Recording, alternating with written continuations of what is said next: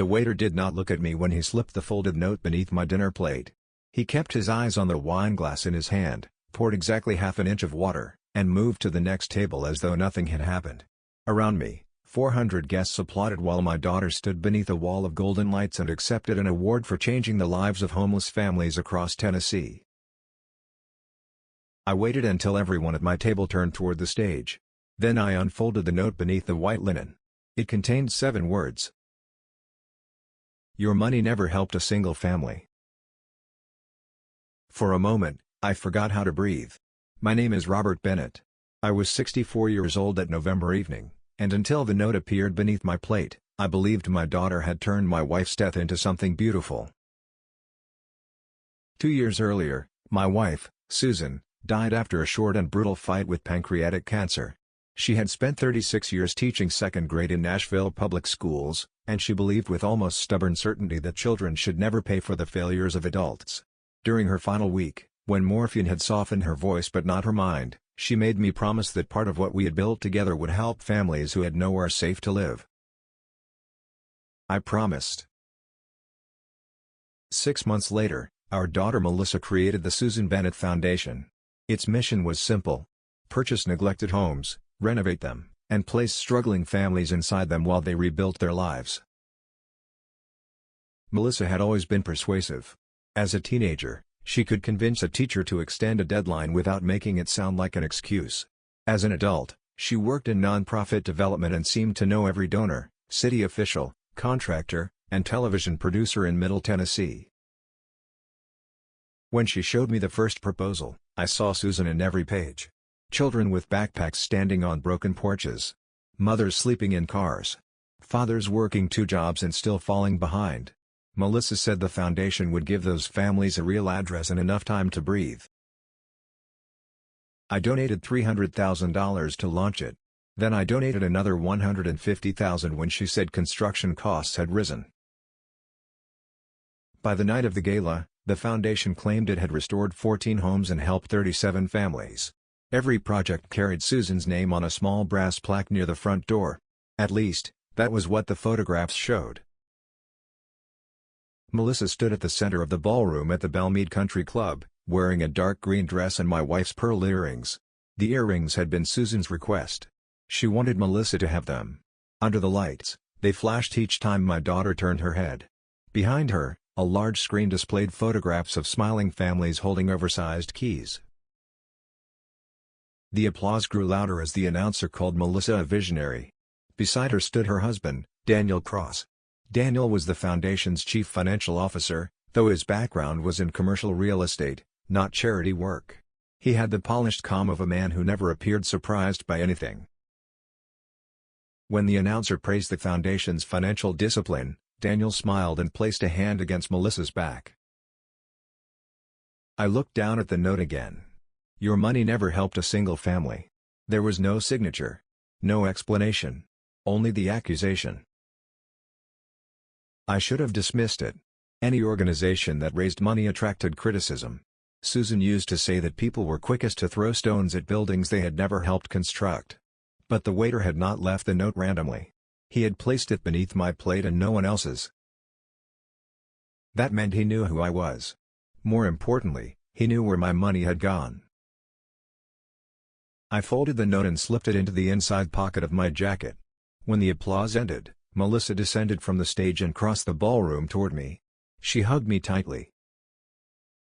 "Dad, did you hear them?" she whispered. "They're funding the East Nashville project." "That's wonderful." My voice sounded normal.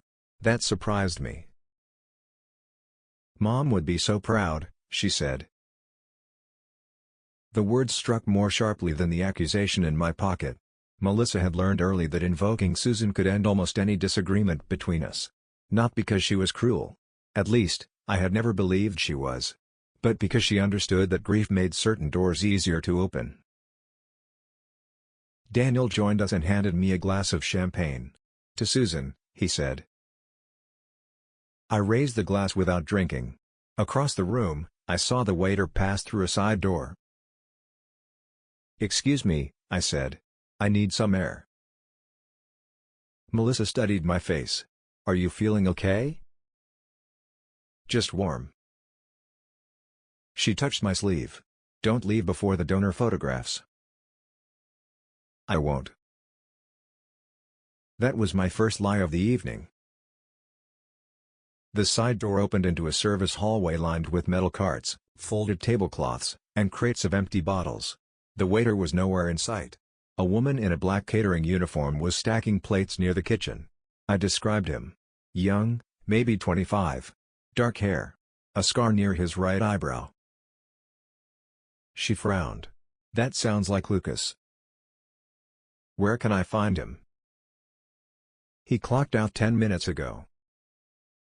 Do you know his last name? Her expression changed. Only slightly. But enough. Why are you asking? I took the note from my pocket and showed it to her. She read it, then looked toward the ballroom entrance. You should go home, Mr. Bennett. The fact that she knew my name told me more than her answer. Who is Lucas? She lowered her voice. His mother was supposed to receive one of the houses. Supposed to? Before she could answer, the kitchen door swung open. Daniel entered the hallway. His smile remained in place, but his eyes went immediately to the note in my hand. Robert, he said, Melissa's looking for you. The catering woman turned back to the plates. I was just asking about one of the waiters. Service problem? Not exactly. I folded the note before he could read it clearly. Daniel's smile tightened. Temporary staff can be unpredictable. We've had problems before with people approaching donors directly. What kind of problems? Requests for money. Personal complaints. Sometimes people think working one event gives them access to everyone in the room. He gestured toward the ballroom. Come back inside. The mayor wants to meet you. A week earlier, that invitation would have pleased me. That night, it felt like a hand guiding me away from a door I had not been meant to open. I'm tired, I said. Tell Melissa I went home. For the first time since I had known him, Daniel's composure slipped. She needs you in the photographs. Why? Because you're the founder's father. Susan was the inspiration. Melissa is the founder. He paused. You know what I mean. I did. My presence validated the story they were selling. The grieving husband. The generous father. The respected local businessman whose money proved the foundation could be trusted. Without me in the photographs, the evening would still look successful. But it would not look complete. I left through the service entrance and drove home without telling Melissa. The house in Brentwood felt larger after Susan died. Not because the rooms had changed, but because silence occupies more space than people realize. I turned on the kitchen light and placed the note beside the fruit bowl. For 20 minutes, I did nothing. Then I opened my laptop and searched the Foundation's website. The 14 completed homes were listed by neighborhood, but not by full address.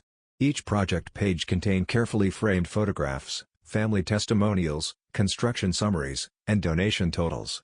The East Nashville property Melissa had mentioned appeared under upcoming projects. The foundation claimed it had purchased a boarded-up duplex on Lillian Street for $210,000. Construction was scheduled to begin in January.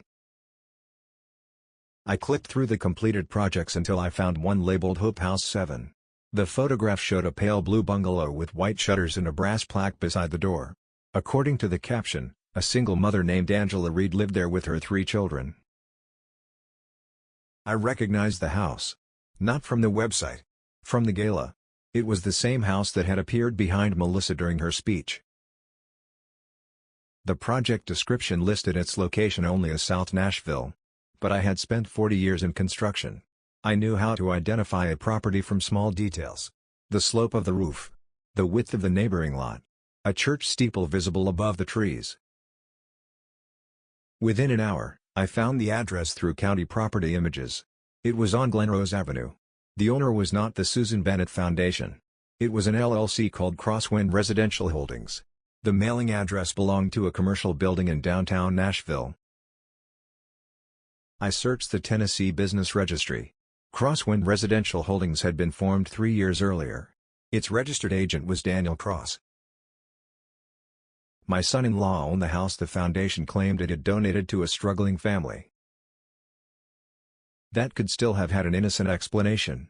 Perhaps his company purchased properties and leased them to the foundation. Perhaps the arrangement had been disclosed somewhere I had never noticed. I kept searching. Hope House 2 was owned by another LLC. So was Hope House 5. Each company used a different name. Each listed the same downtown mailing address. And each was connected to Daniel. At 11:30, my phone rang. Melissa. I let it ring twice before answering. Dad, where did you go? I wasn't feeling well. You should have told me. Her voice held concern, but also irritation. Daniel said you were talking to the catering staff. One of the waiters left me a note. Silence. A single second. Maybe less. But long enough. What kind of note? Her question came too carefully. He said my money never helped anyone. Another pause. Then Melissa laughed. It was the wrong laugh. Too quick. Too prepared. Dad, you cannot take anonymous accusations seriously. We rejected dozens of applicants this year. Some people get angry. Was Lucas's mother rejected? The line went completely quiet. When Melissa spoke again, the warmth had left her voice. Who told you his name? That was the moment I knew the note was true. Not every word of it. Not yet. But enough.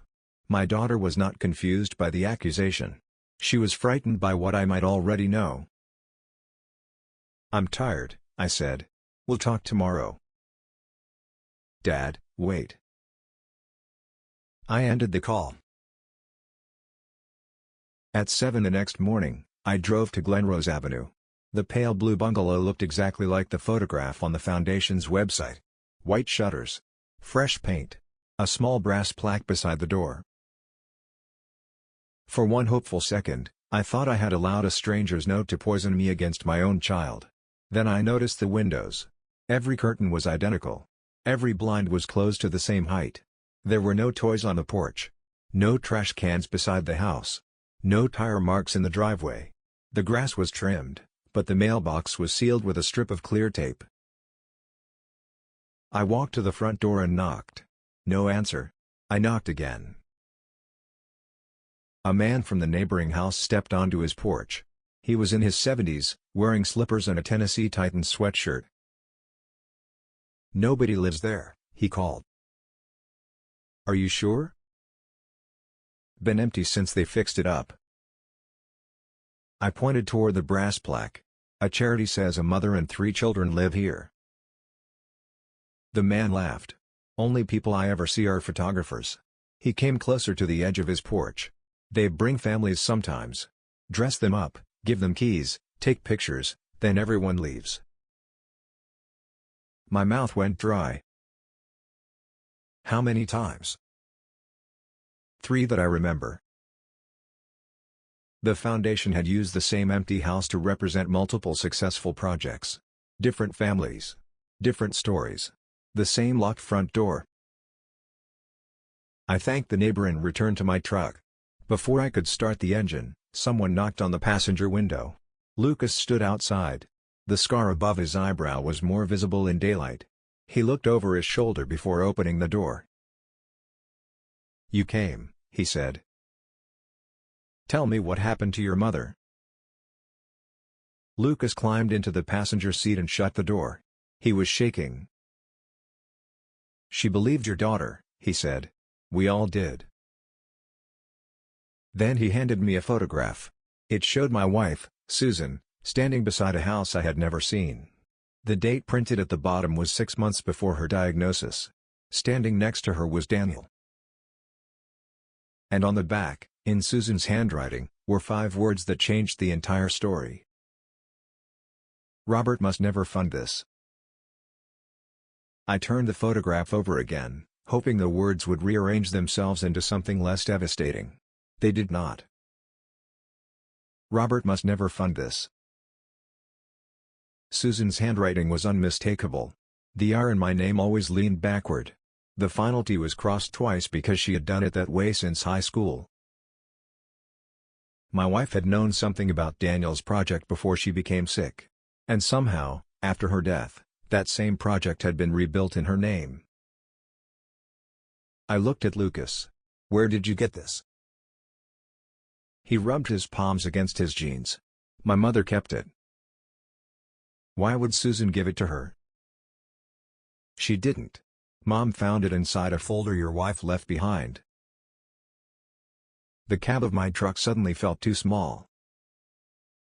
"Start at the beginning." Lucas took a breath. His mother's name was Angela Reed. She had worked as a medical receptionist until a drunk driver hit her car 3 years earlier. The crash damaged her spine and kept her out of work for months. By the time she could walk without a cane, the rent was overdue, her savings were gone, and Lucas had dropped out of community college to help support his 2 younger sisters. That was when Melissa contacted them. She said the Susan Bennett Foundation had selected Angela as one of its first housing recipients. There were interviews, background checks, photographs, and a filmed visit to the pale blue bungalow. Melissa handed Angela an oversized gold key while cameras recorded her crying. Then Daniel explained that the property needed one final inspection. The family was told to wait 2 weeks before moving in. 2 weeks became a month. A month became 3. Whenever Angela called, someone gave her a new explanation. A permit delay. An insurance issue. A problem with the plumbing. Then the foundation stopped returning her calls. "But they kept using her pictures," Lucas said. "They put Mom on brochures, donor emails, everything." "Did she sign a release?" "She signed a lot of things. They said it was standard paperwork." That answer carried a familiar kind of danger. People trust documents when the person handing them over speaks with confidence. I had built a construction company by reading every contract before signing it. But grief had made me less careful with my daughter than I had ever been with a stranger. "And Susan?" I asked. Lucas looked down at the photograph. "Your wife met my mother before the foundation existed." That stopped me. "Where?" "At a church housing meeting. Mrs. Bennett was helping a volunteer group evaluate a property Daniel wanted them to buy." I remembered those meetings. Susan had called them her Thursday committee. I assumed they involved school supplies and winter coats. She had never told me Daniel was involved. According to Lucas, Daniel had proposed purchasing several distressed houses through investors, renovating them with charitable donations, and leasing them to low-income families. The church group initially supported the idea. Then Susan noticed the purchase prices were far above county valuations. She began asking questions. The project collapsed before money changed hands. A few months later, Susan visited Angela and left behind a folder containing property records, invoices, and photographs. She said she was still investigating. Then she was diagnosed with cancer.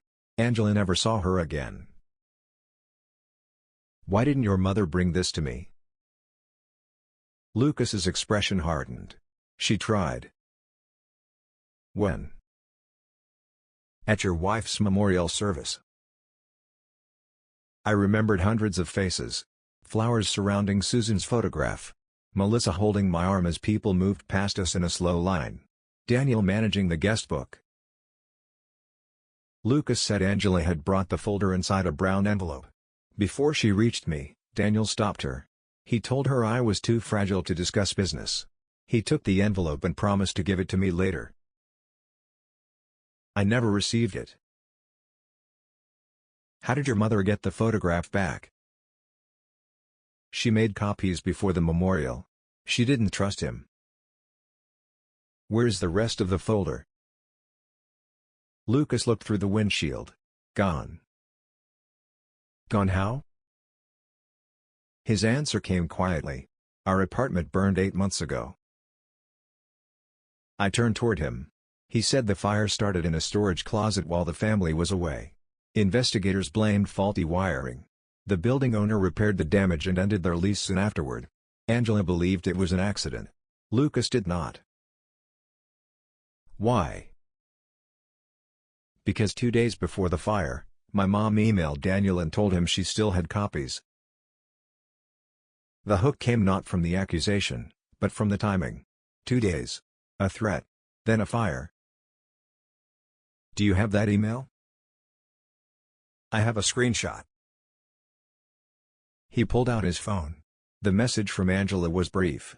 It accused Daniel of using staged families to raise money and warned that she would contact me directly. Daniel's reply contained one sentence. You should be careful about making claims you cannot prove. That was not evidence of arson. But it was evidence that he knew she was a threat. Where's your mother now? Lucas stared at the phone. TriStar Centennial. The hospital? He nodded. Angela had suffered a stroke 3 weeks earlier. She could understand speech, but she had difficulty answering. The hospital planned to discharge her to a rehabilitation facility, but the family had no money for long-term care. That was why Lucas took the catering job at the gala. He had not gone there expecting to find me. When he saw my name on the seating chart, he decided the note was his only chance. Why didn't you just speak to me? Because Daniel had security watching the service halls.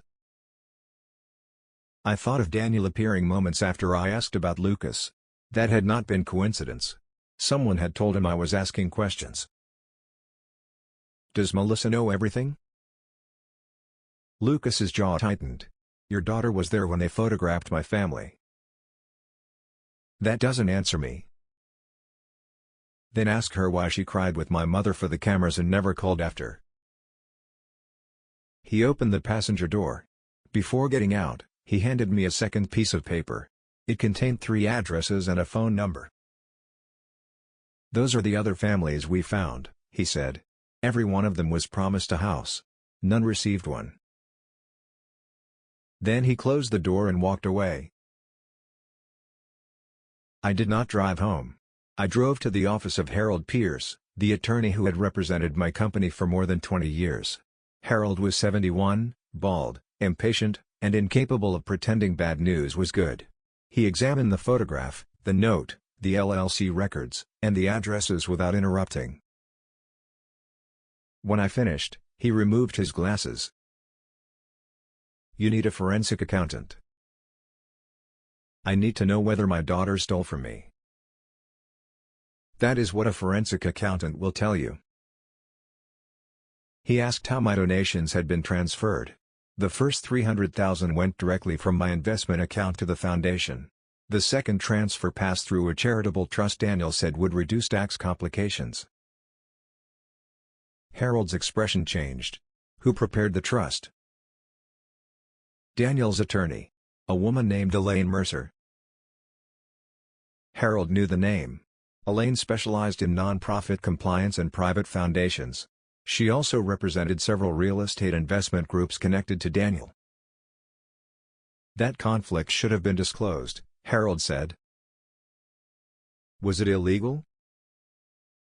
Not necessarily. But people do not hide harmless arrangements. He called a forensic accountant named Nina Patel and asked her to meet us that afternoon. Until then, he gave me one instruction. Do not confront Melissa or Daniel. If they believed I trusted them, records might remain where they were. If they knew I was investigating, money could move before we found it. At 12:40, Melissa called. I let Harold listen on speaker. Dad, I'm coming over, she said. I'm not home. Where are you? The question was too immediate. Running errands. Daniel said someone may be trying to manipulate you. I looked at Harold. He wrote one word on his legal pad. Careful. Who would manipulate me? Disappointed applicants. Former contractors. People who think charities have unlimited money. Did Susan ever investigate Daniel's housing project? The silence lasted nearly 4 seconds.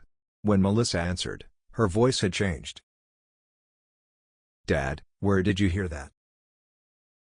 "So she did?" Mom was sick. Near the end, she became suspicious about everything. I felt something cold settle behind my ribs. Susan's mind had remained clear until the final days. Melissa knew that. She investigated him before her diagnosis. Melissa did not respond. Then she said the sentence that erased my last hope that she was merely unaware. "Whatever Lucas showed you, Mom misunderstood it." I had never told her Lucas showed me anything. She had known exactly who warned me. And she had known what evidence he might possess. "We'll talk later," I said. "Dad, do not meet him again." "Why?" Her answer came too late. "Because he's dangerous." I ended the call. Nina Patel arrived at 2:15 carrying a laptop and a scanner. She was in her early 50s, precise, direct, and uninterested in family explanations. She requested bank statements, donation acknowledgments, trust documents, annual reports, contractor invoices, and every email Daniel had sent me about funding. Most of those records were in my home office. Harold wanted someone to accompany me. I refused. I had entered my own house for 40 years without protection. I was not ready to begin behaving like a visitor. The driveway was empty when I arrived. Inside, nothing appeared disturbed. Susan's framed school photograph still sat beside the staircase. Her gardening gloves still hung from a hook near the back door because I had never found the courage to move them. I went directly to the office. The foundation folder was in the second drawer of my desk. I opened it. The donation receipts were there. The trust agreement was gone.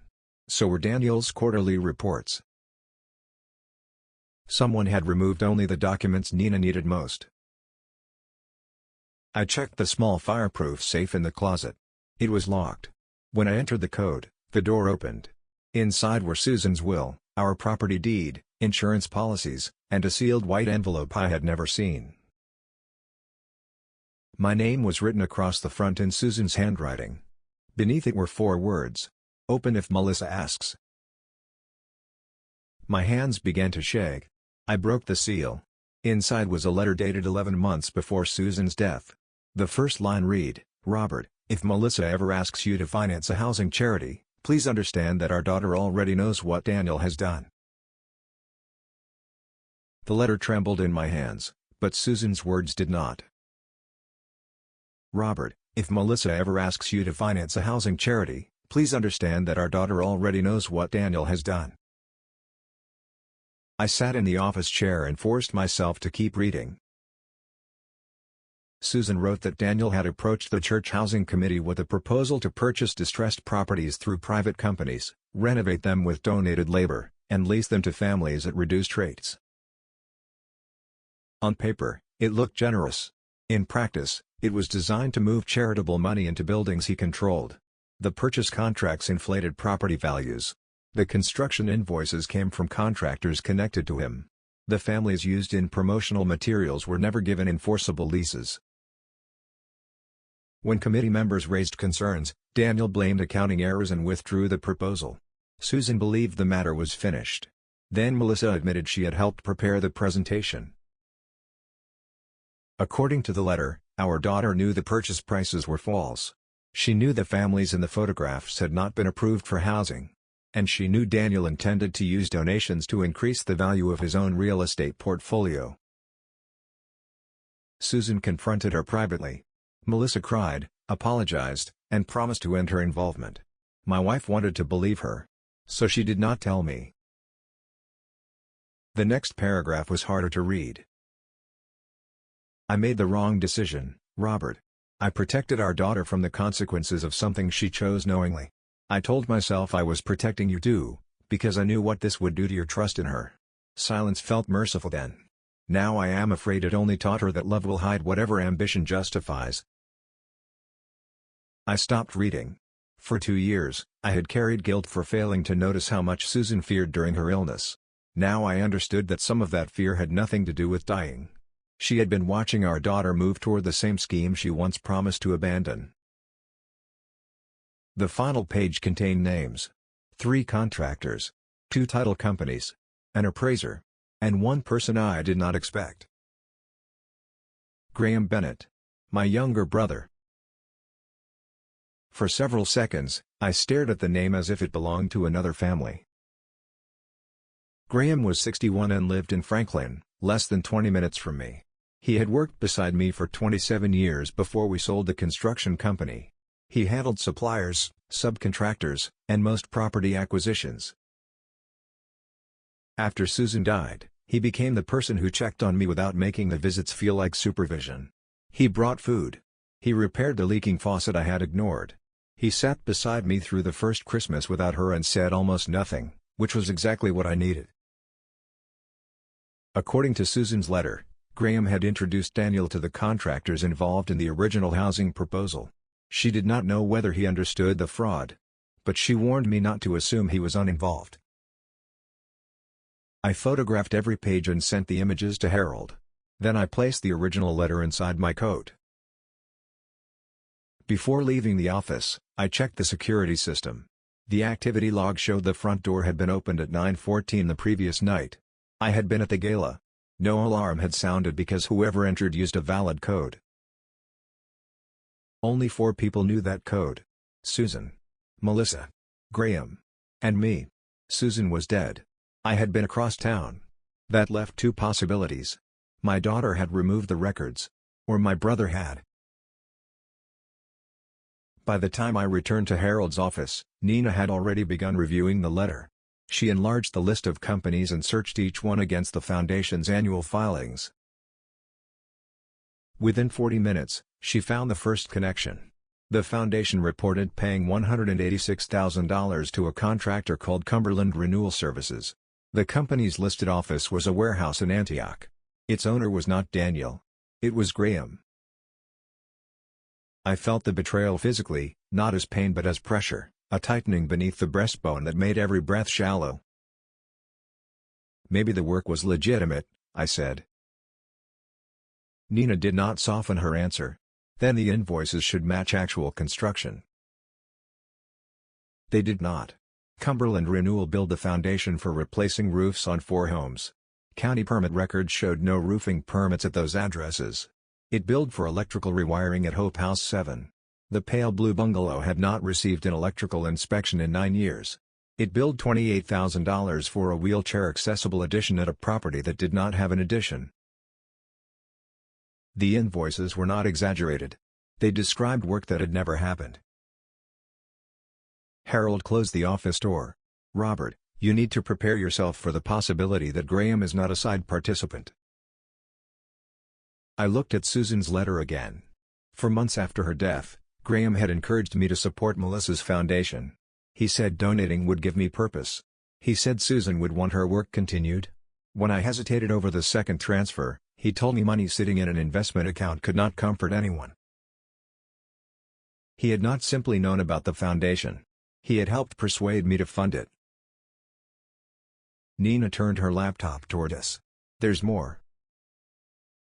The charitable trust Daniel created had transferred my second donation into 3 separate accounts. One belonged to the foundation. One belonged to Crosswind Residential Holdings. The third belonged to Bennett Community Development Partners. Graham owned that company too. Only $42,000 of my $150,000 donation had reached the foundation's operating account. The rest had gone directly to companies controlled by my son-in-law and my brother. I thought the discovery would make me angry.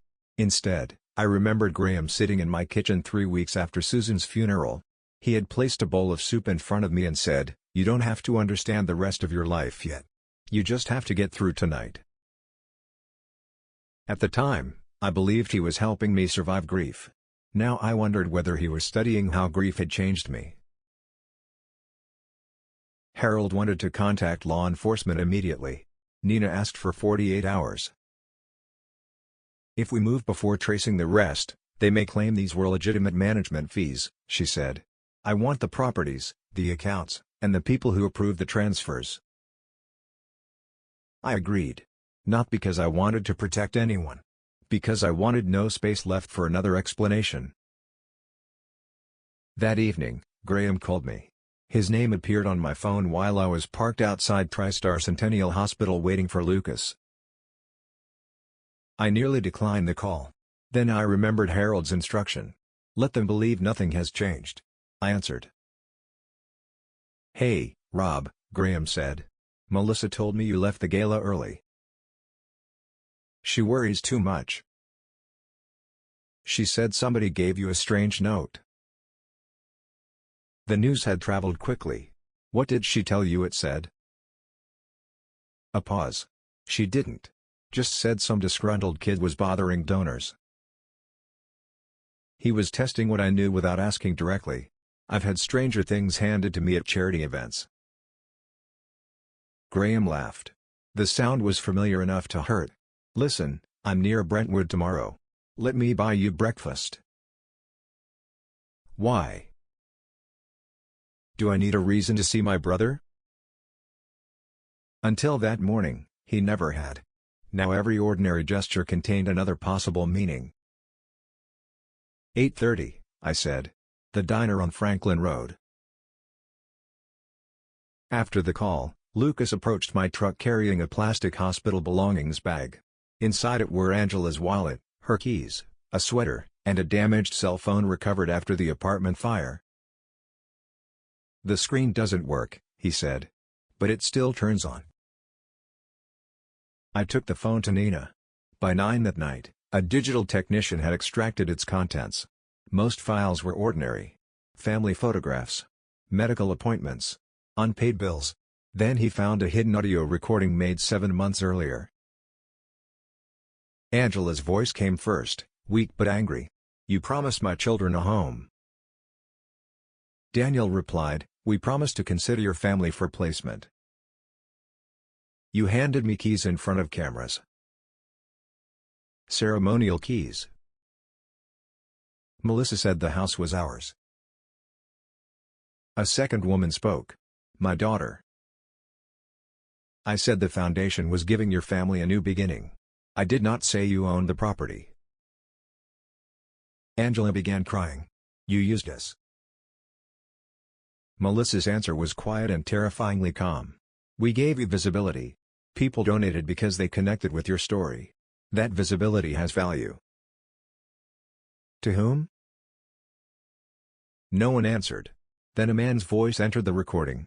Graham. You need to stop treating this like a personal betrayal, Angela. The campaign raised enough to support the organization for years. Support the organization, or support all of you? There was movement, a chair scraping, then Daniel's voice. You should leave. Angela said, Susan knew.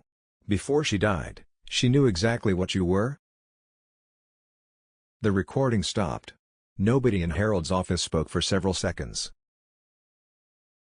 My daughter had not been manipulated by her husband. My brother had not been used as an innocent contractor. All three of them had sat together while a desperate woman accused them of exploiting her family, and they had defended the value of the money she helped them raise. But the technician found one more file. A photograph taken accidentally, probably when Angela lowered the phone. It showed part of a conference table. 3 coffee cups. Daniel's hand. Melissa's green notebook. And beneath Graham's elbow, a printed document bearing the letterhead of my old construction company. Bennett and Bennett Builders had been dissolved 6 years earlier. No current document should have carried that name. Nina enlarged the image. The page was a property transfer schedule. At the bottom, partially covered by Graham's arm, was an address I recognized immediately. My house in Brentwood. Beside it was a proposed transfer date. December 15th. 3 weeks away. They were not only stealing the money I donated. They were preparing to take the home Susan and I had spent 31 years building. And according to the document, the person authorized to approve the transfer was me. The next morning, I sat across from my brother at a booth in the Franklin Road diner, watching him stir sugar into coffee he always drank black. Graham smiled as if we were meeting for no reason beyond habit. "You look tired," he said. "I didn't sleep much." "Still thinking about that note?" he asked casually, but his spoon stopped moving. I had placed my phone face down beside the napkin dispenser. The recorder had been running since before he entered. "A little," I said. "Mostly, I'm wondering why anyone would say the foundation never helped a family." Graham leaned back. "Because people misunderstand how charities work. Not every dollar buys a house. There are salaries, legal costs, fundraising, property management, and contractor payments." His eyes lifted to mine. "Of course. Cumberland Renewal Services received a lot of those payments." The waitress arrived with our eggs before he could answer. Graham thanked her, waited until she walked away, then lowered his voice. "You've been looking into things you don't understand. Help me understand them." He cut into his toast without eating it. "Daniel structured the foundation so the properties would remain financially sustainable. If the charity gave away every house, it would run out of money after the first few projects. So the families were never supposed to receive them? They received temporary assistance, publicity, access to services. They received photographs." His expression hardened. "You sound like Susan." There it was. The first confirmation that he knew she had investigated them. What did she sound like? Graham looked toward the window. Suspicious. Moralistic. Convinced every imperfect arrangement was corruption. "She wrote me a letter."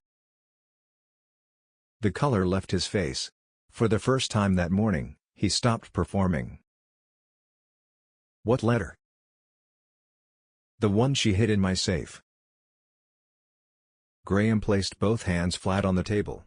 "Robert, listen to me carefully. Susan was sick when she wrote whatever you found. 11 months before she died. Cancer changes people before the diagnosis. Fear changes them. Did fear create false invoices?" He stared at me. I could see the calculation taking place. How much did I know? Who had I told? How much time did he have left? Then his expression softened. It was the same face he had worn beside Susan's hospital bed. "Rob, none of us wanted to hurt you. Melissa was trying to protect the foundation. Daniel was trying to make it work. I helped because the numbers were tighter than anyone expected." "By billing for construction that never happened?" "By moving money temporarily into your company. Into projects that would eventually pay the foundation back." The lie was smooth because he had probably repeated it to himself for years. "And my house?" His eyes narrowed. "What about it? Why is it listed for transfer on December 15th? The spoon slipped from his fingers and struck the plate. The sound was small, but it ended 30 years of trust. Graham recovered quickly. "That document was preliminary." "Preliminary to what?" He leaned closer. "Your house is too large for you. You've said that yourself. The plan was to move you into something manageable and use the equity to stabilize the foundation." "Without asking me?" "Melissa was going to talk to you." "After the transfer?" He said nothing. I thought of the missing trust documents and quarterly reports. "Were you in my house after the gala?" Graham looked down. "Melissa asked me to retrieve some foundation records before you misunderstood them. You used my alarm code. You gave it to me. To help me. Not to remove evidence." He pushed his plate away. "You need to decide what matters more. Punishing your family or preserving what Melissa built in Susan's name." I almost laughed. They had stolen my wife's name, my money, and nearly my home. Now my refusal to remain silent was being described as punishment. Susan told me not to fund it. Susan is dead, he snapped. The words struck both of us. Graham's face changed immediately. Rob, I didn't mean. No. You meant exactly what you said. I stood. He reached for my wrist. What are you going to do? I looked at the brother who had taught me to ride a bicycle, stood beside me at my wedding, and carried Susan's casket. I'm going to let the numbers answer that. Then I left him with 2 untouched breakfasts and a recorded confession. Nina needed less than a day to trace the rest. The fake contractor invoices led to 6 accounts. Those accounts funded down payments on 3 rental properties, 2 luxury vehicles, and a lake house near Center Hill. The lake house was held in Melissa's name. Daniel's company owned the rental properties. Graham's business paid the vehicle leases. My donations had not disappeared. They had been converted into a private portfolio for my family.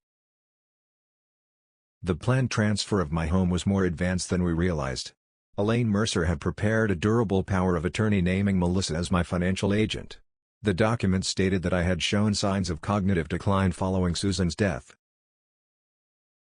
Attached to it was a letter from a physician I had met only once at a foundation luncheon. He claimed I had difficulty recalling dates, confused financial information, and depended on Melissa for daily decisions. None of it was true. But the signature line at the bottom carried my name. It was not my signature. It was a digital copy taken from my original donation agreement. That forged authority would allow Melissa to transfer the house into Bennett Community Development Partners. The company planned to borrow against it, then sell it through Daniel's network. Once completed, they would tell me the move was necessary because maintaining the property had become unsafe. They had even selected a condominium for me in Murfreesboro. A 1-bedroom unit owned by another crosswind company. My daughter intended to use my money to rent me a smaller home from her husband. Harold stopped the transfer with an emergency filing. The court froze the foundation's accounts and placed temporary restrictions on every connected property. Then the Tennessee Attorney General's office and federal financial investigators took over. But before the warrants were served, Melissa came to my house. She arrived alone just after sunset. For a moment, seeing her through the glass beside the front door, I remembered her at 8 years old, standing on that same porch with a scraped knee and both hands stretched toward me. I opened the door. She walked into the living room and saw Susan's letter on the coffee table. Her shoulders dropped. So that's where she put it. Not denial. Recognition. You knew she wrote it? I knew she was documenting things. You searched for it after she died. Melissa looked toward the stairs. Daniel did. And you let him. She sat in Susan's chair. The sight of it made me angrier than anything else she had done. Dad, it started smaller than you think. It started before your mother was sick. We were trying to build something sustainable. Donors want emotional stories, but housing is expensive. Daniel said the properties had to stay under private control or the foundation would collapse. So you staged homeless families for photographs. We helped them in other ways. Name one family you housed. She opened her mouth. Nothing came out. That silence was the most honest answer she had given me. Why my house? Her eyes filled with tears. Because the bank was about to call the loans. If we lost the properties, everything would come out. I thought we could borrow against your house, repay it after the East Nashville project, and put everything back. You were going to declare me incompetent. Only on paper. I stared at her. She heard the words after she said them. Only on paper. As if a lie becomes harmless when written professionally. Your mother warned you. Melissa began crying. Mom always believed one bad decision defined a person forever. No. She believed refusing to stop made it a pattern. Melissa looked at the letter. Are you going to destroy me? I am going to stop protecting you from what you chose. At that moment, headlights filled the front windows. Two dark vehicles entered the driveway. Melissa turned toward the door as investigators stepped onto the porch. For the first time in her life, my daughter understood that saying my wife's name would not save her. The case took 14 months. During the first week, Daniel insisted the entire matter was a bookkeeping dispute. He told investigators that every property had been purchased for future charitable use and that the families in the photographs understood they were participating in promotional campaigns. That defense collapsed when Nina found a private presentation prepared for investors. The document described the foundation as a donor acquisition channel and called the family's emotional conversion assets. My wife's name appeared on the first page beneath the words "Trusted Community Brand." Even after everything I had learned, seeing Susan reduced to a marketing advantage made my hands shake. The presentation contained a 5-year plan. It projected millions in donations, dozens of privately owned properties, and no transfer of ownership to recipient families. My Brentwood house appeared in the final phase under the heading Founder Legacy Asset. They had transformed my home, my grief, and Susan's reputation into lines on a growth chart. The most painful evidence came from Melissa's green notebook. Investigators recovered it from her office during the search. One page listed phrases she could use when asking me for money. Mom's unfinished dream. Children she would have taught. A reason to keep living. Beside the last phrase, Melissa had written most effective. I read that page only once. Some evidence proves a crime. Other evidence shows exactly where a person decided your pain was useful. Before sentencing, I was allowed to address the court. Melissa sat between her attorneys without looking at me. Graham stared at the floor. Daniel watched with the same controlled expression he had worn at the gala. I did not ask the judge to ruin their lives. I asked the court to recognize that they had ruined other people's lives while calling it charity. They did not steal because they were hungry, I said. They stole because they believed a good story could make ownership look like generosity and resistance look like ingratitude. Melissa finally looked at me. For the first time, she was not looking for the father who would rescue her. She was looking at the witness who had stopped lying for her. Daniel was charged with wire fraud, money laundering, falsifying charitable records, and conspiracy. Elaine Mercer lost her law license and later pleaded guilty to preparing fraudulent documents. The physician who signed the false competency letter admitted he had never examined me. Graham cooperated after investigators confronted him with the diner recording and Nina's financial trail. His cooperation reduced his sentence, but it did not preserve his company or reputation. Melissa pleaded guilty to conspiracy, charitable fraud, and attempted exploitation of a vulnerable adult. The phrase vulnerable adult angered me at first. I did not feel vulnerable. Then Harold explained that the law recognized what they had tried to exploit. Not weakness. Trust. Graham asked to see me once before reporting to custody. I agreed to meet him in Harold's office, not at home. He apologized for taking the records and said he had convinced himself the family would repay everything before I noticed. I thought I was protecting all of us, he said. You were protecting the version of yourself that benefited, I replied. He asked whether we would ever be brothers again. I told him blood could explain our connection, but only his future choices could decide what remained of it. Most of the stolen money was recovered through the sale of the lake house, rental properties, and vehicles. The foundation was dissolved.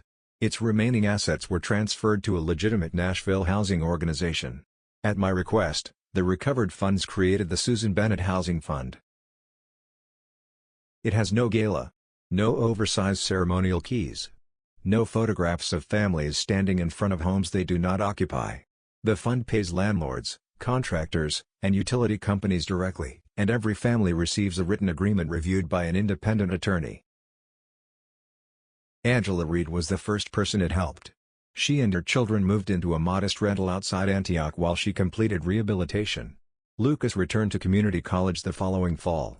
He refused the reward I offered him for warning me.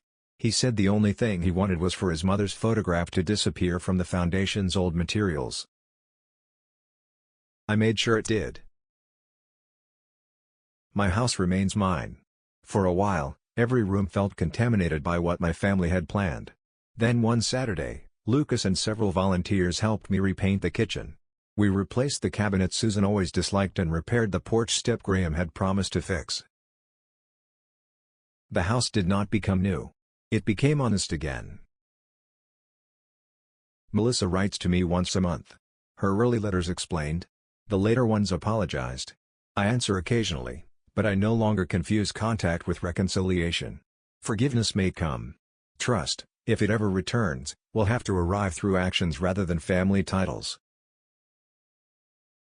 On the second anniversary of the investigation, I visited Susan's grave. I brought no flowers because she always said cut flowers were beautiful things sentenced to die twice. Instead, I brought a copy of the first legitimate lease issued by the fund carrying her name. I sat beside the stone and read it aloud. Then I told her I was sorry I had not known what she tried to protect me from. The wind moved through the maple trees, and for the first time since finding her letter, I did not imagine her silence as disappointment. I imagined it as rest. My daughter used my grief because she believed love would keep me from looking too closely. My brother used our history because he believed loyalty would make questions feel like betrayal. They were wrong about both. Love is not refusing to see what someone has become. Loyalty is not helping them hide it. And a family name printed on a charity wall means nothing if the people beneath it are being used as decoration. The waiter's note told me my money had never helped a single family. He was right then. But he is not right anymore.